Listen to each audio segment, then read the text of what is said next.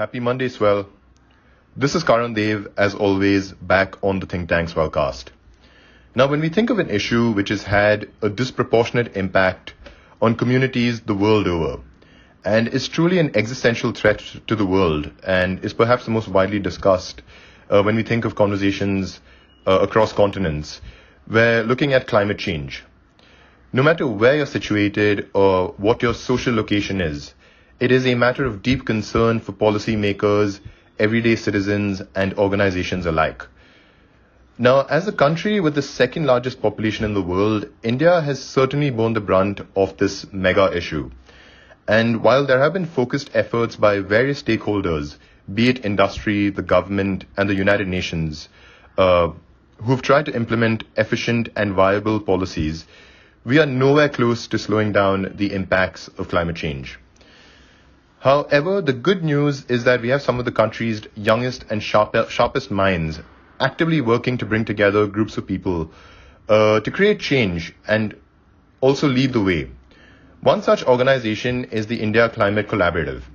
It was launched in 2020 and is an initiative undertaken by philanthropists from India to really understand the challenges and the scale of the climate crisis and come up with solutions for it.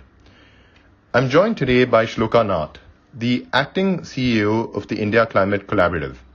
Shloka also leads the Sustainability and Policy Advocacy wing at Tata Trusts, one of India's leading philanthropic foundations. Shloka is certainly a policy expert and a visionary. She's had a lot of experiences in the field, and it's truly an honor to host her here on Swell today. Shloka, thank you so much for taking time out to join me for this rapid-fire conversation. In the interest of time, I'm going to front-load the questions, so you can go through them and answer it as per your convenience. Now, Shloka, my first question pertains to the disproportionate impact that climate change has had on communities in India. As we're all aware, there are roughly 800 million people living below the poverty line as per several estimates. Now, I was wondering what you have learned from studying this issue closely. What are some of the impacts that it's had on, say, agricultural groups and the rural economy? And, what is the sort of the path ahead when you think of the magnitude of this issue, especially given the class divide in India? My second question is related to climate financing, Shloka. Now, as someone who works with philanthropists and entrepreneurs, what are some of the barriers to funding? I understand that 50% or maybe over 50% of funding goes to education and healthcare. And probably the biggest problem is really the knowledge around climate change. And that's one of the biggest goals that the ICC seeks to work on, as I understand it. So given that there's not a lot of knowledge and given that there is a definite deadline in terms of the impact of the climate change crisis, what are the barriers that go into funding and how do we address the knowledge gap? My third question pertains to the influence that this issue has had on you growing up. What really got you interested in the climate change issue, and what are the inspirations behind the India Climate Collaborative? Now, Shloka, on a grassroots level, there have been a lot of solutions that activists and environmentalists have come up with. But what are some of the India-centric solutions in terms of policy and things that people can work on the ground, which you see is something that the government needs to focus on more? And Shloka, my final question is regarding what you think the India story is. What would you really like the world to know about India's battle against climate change? And if you were to point to certain groups of people or certain activists, for example, that are doing work that you think deserve more recognition, what would they be? And if there's any other parting message that you'd like to leave us with. And with that, Shloka, I know this is a slightly peculiar format, but thank you so much for being patient, and I'm really looking forward to hearing you on Swell. Hi, Karan, and hi, everyone on the Swell community. Thank you so much for having me here today. To your question on, how do we sort of look to the incredibly sort of vast number of people who are reliant on agriculture as well as, land use systems across this country. It's it's obviously a really important one. And I think the first thing to sort of mention is that there are at least 700 million people in India who rely on agriculture and forests for their primary livelihood and other forms of sustenance. Agricultural land and forests in India represent about 70% of India's total land area and actually really, contribute to India's rich biodiversity. But nearly 30% or over 100 million hectares of India's land is actually degraded. It's not suitable for productive use. And, according to World Bank estimates, a reduction in India's natural asset base, as well as a flow of ecosystem services, may actually result in about a 5.7 reduction in India's GDP. And climate change is only going to worsen these losses. Yet at the same time, agricultural activities alone account for 15% of India's greenhouse gas emissions. So there's also an immense need as well as an opportunity for mitigation. And India, according to a number of studies, India has the potential to actually cut 18% of its annual greenhouse gas emissions from agriculture as well as, related sectors.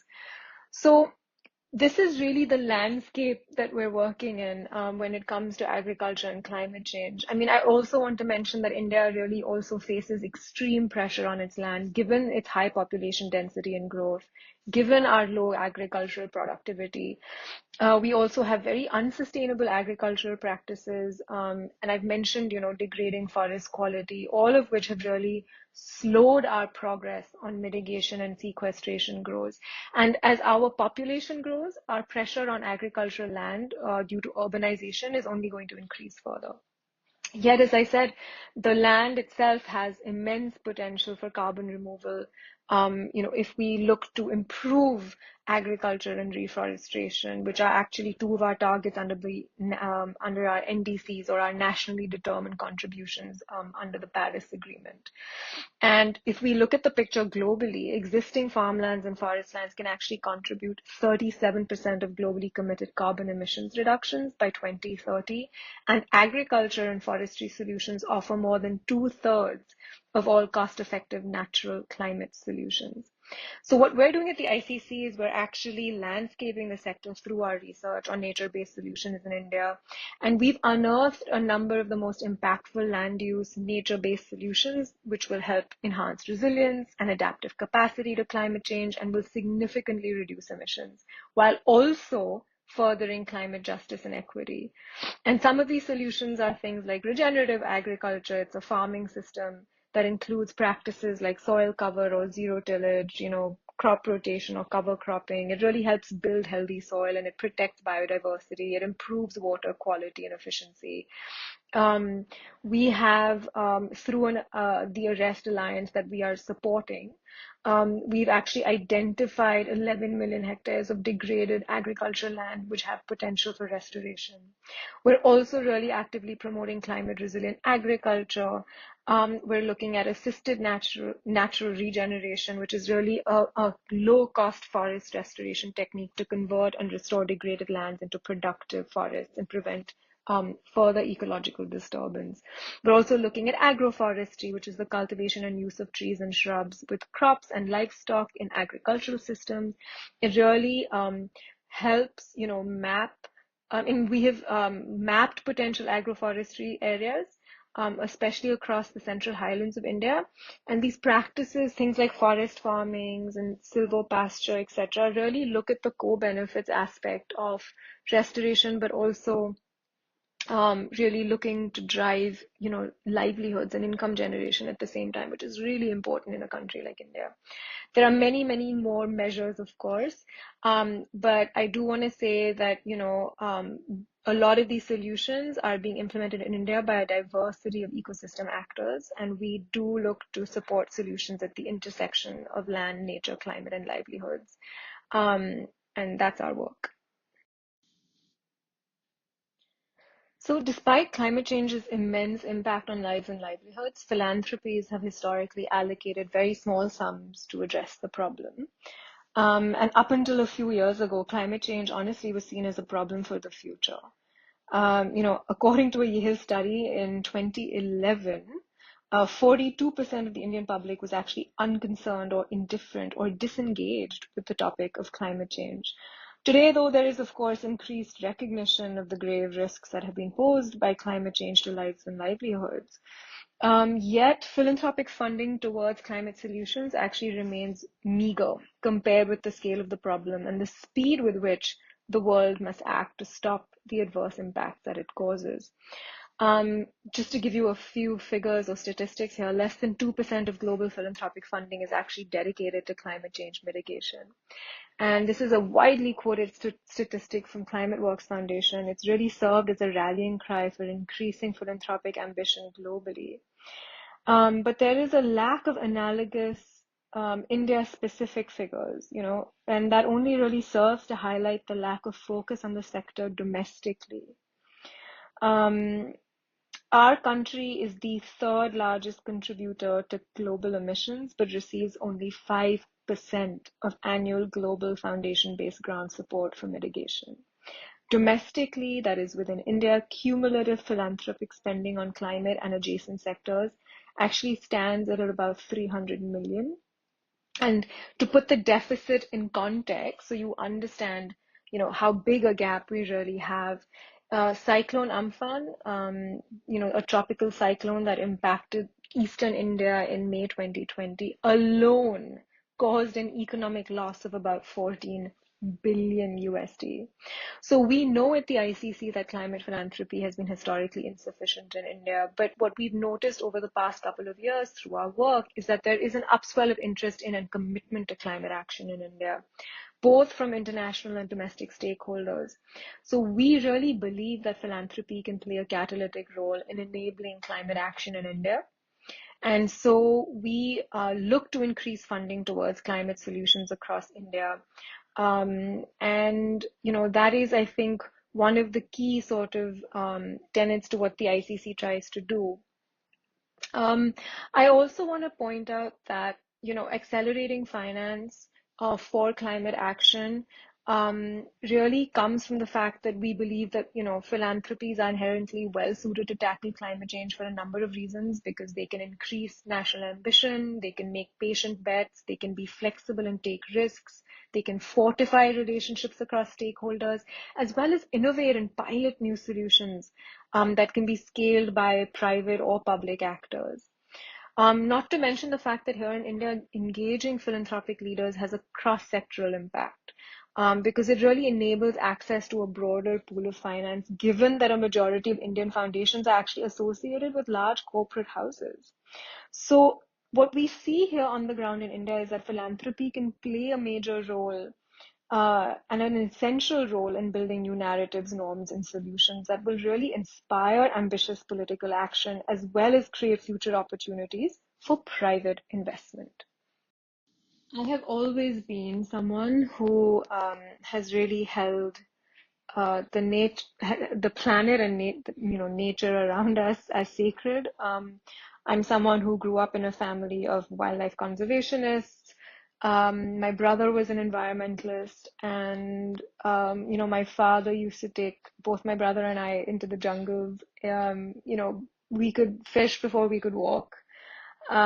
So I've really sort of grown up with this deep and immense respect for wildlife and the outdoors. And it's been a very grounding aspect to my life because, whenever there were times of stress or difficulty, there was always a tremendous amount of healing that I received, from nature. And it's played a very, very strong role in my life as a result. And what I started to notice over the last 10 years was that those places of, solitude and belonging and healing across this planet were getting smaller and smaller and sort of increasingly threatened. And that was a major reason for me to start really tapping into the climate sort of conversation, the one that was taking place globally as well as in India. I do not have training in climate science. I am not someone who, knew that they were going to be in this field or in this profession. from the moment that they sort of, um, began their sort of professional career. But I'm someone who came to it both from, as I said, this perspective of a deeply sort of personal connection to the planet and the world around us, but also from this perspective of someone who had historically always been interested in the interconnections between, the socio-political, economic aspects of our world. And that's the interesting thing with climate, is that it's such an overarching issue. It really fundamentally speaks to our restructuring the entire um, economic boundaries that we live in, as well as social and political, that it really sort of moves across every area of interest. And what I also really enjoy about it is therefore how dynamic it is as an area of interest, or uh, professional development, because you're always being challenged by new inputs, new ways of thinking, need for innovation, but not just within a particular sector, across multiple sectors. You're engaging with many, many different types of ecosystem actors. You're always thinking about sort of um, how one can connect the dots and play that bridge role, because climate is a systemic challenge at its heart. It's probably the greatest systemic challenge we've ever faced as a species.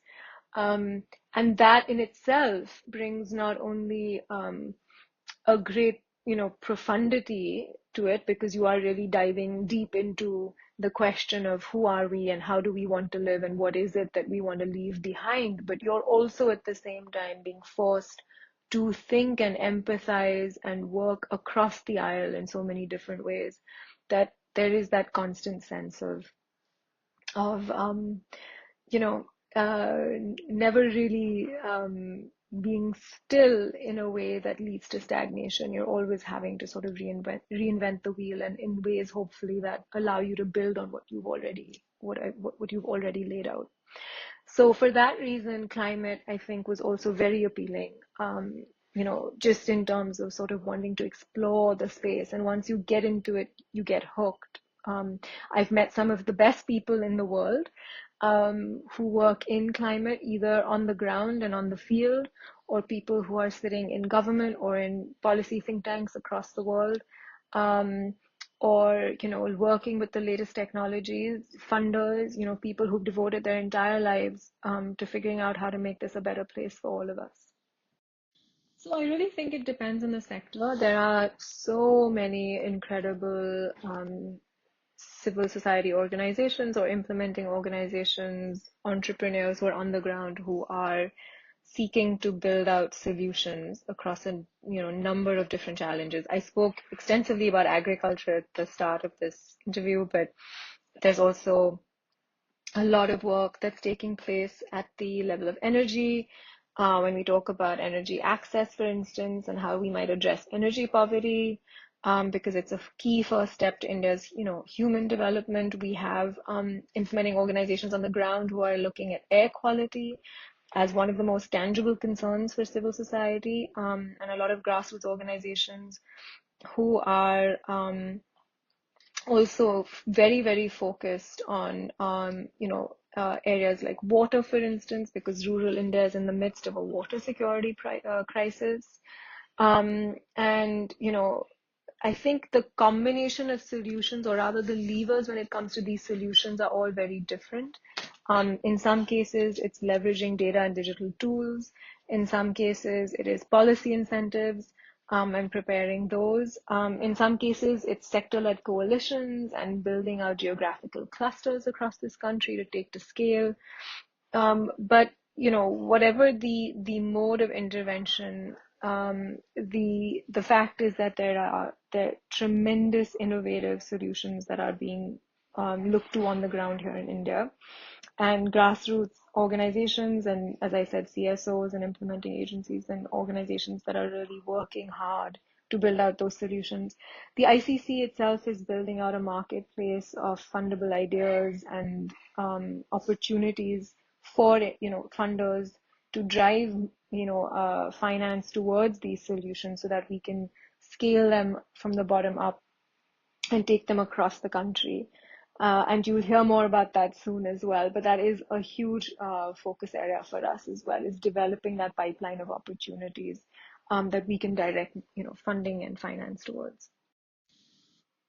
So I think, while climate change may be the most complex systems problem that we have ever faced, which means that rather than solving for one problem at a time, like increasing natural disasters or imminent water shortages, we actually need to look at all these problems as part of one whole and tackle interrelated challenges at the same time. We have to resolve to address systems rather than symptoms.